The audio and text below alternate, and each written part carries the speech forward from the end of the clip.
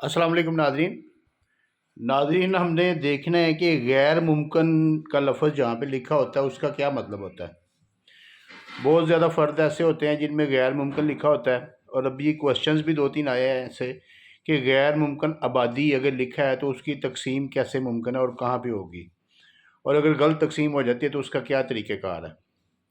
तो गैर मुमकिन का मतलब लैंड रेवेन्यू में ये है कि यहाँ पे काश्तकारी ज़रात या कोई लगान या कोई आबियाना या मालियाना ये चीज़ें मुमकिन नहीं है।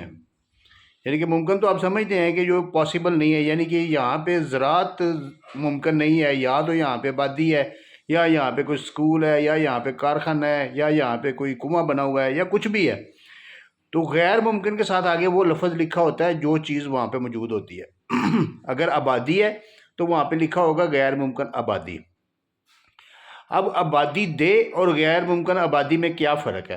आबादी दे वो होती है जिसको एक लाइन लगा के, रेड लाइन यानी कि लाल लकीर लगा के उसको फिक्स कर दिया जाता है कि ये एरिया जो है ना ये आबादी दे है। उसका रेवेन्यू रिकॉर्ड नेक्स्ट जो है ना वो उससे आगे, जिस वक्त उसका आबादी दे का उसका इंतकाल हो जाता है उसके बाद उसका रेवेन्यू रिकॉर्ड आगे फर्दर मूव नहीं करता।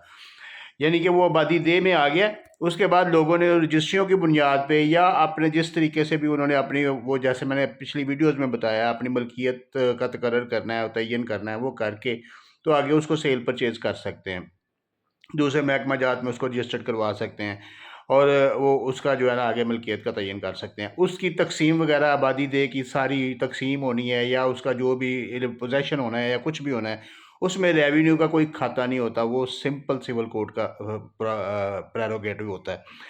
और सिविल कोड की जुरिस्डिक्शन होता है, सिविल कोड का इख्तियार है, सिविल कोड के बगैर वो कुछ नहीं कर सकता। इसी तरह गैर मुमकिन आबादी का मतलब है कि यहाँ पे कल्टीवेशन मुमकिन नहीं है लेकिन आबादी मौजूद है। इसका मतलब है कि जहाँ पे आबादी आ गई है वो लैंड रेवेन्यू की जो सेक्शन 3 है वो इसको बाहर कर देता है कि अब ये लैंड रेवेन्यू में ये रेवेन्यू ऑफिसर्स जो है ना ये इसको कुछ नहीं कर सकते। इसकी तकसीम जो है ना वो सिविल कोड में होगी और सिविल कोड इसकी तकसीम करेगी। अगर कोई रेवेन्यू ऑफिसर किसी के साथ मिल मिला के तो वो ऐसी कोई हरकत कर देता है तो उसके खिलाफ अपील हो जाएगी। उसके खिलाफ अपील करके आप उसको ख़त्म करवा सकते हैं, उसके खिलाफ रिट कर सकते हैं हाई कोर्ट में, और उसके अलावा सिविल कोर्ट में आप सूट फाइल कर सकते हैं पार्टीशन का पिछली जो उसकी पोजीशन थी उसके हिसाब से, क्योंकि ये चीज़ जो है ये वैलिड ही नहीं है। जो अगर कोई रेवेन्यू ऑफिसर इस किस्म की तकसीम करता है तो वो वैलिड नहीं है, वो गैर कानूनी है।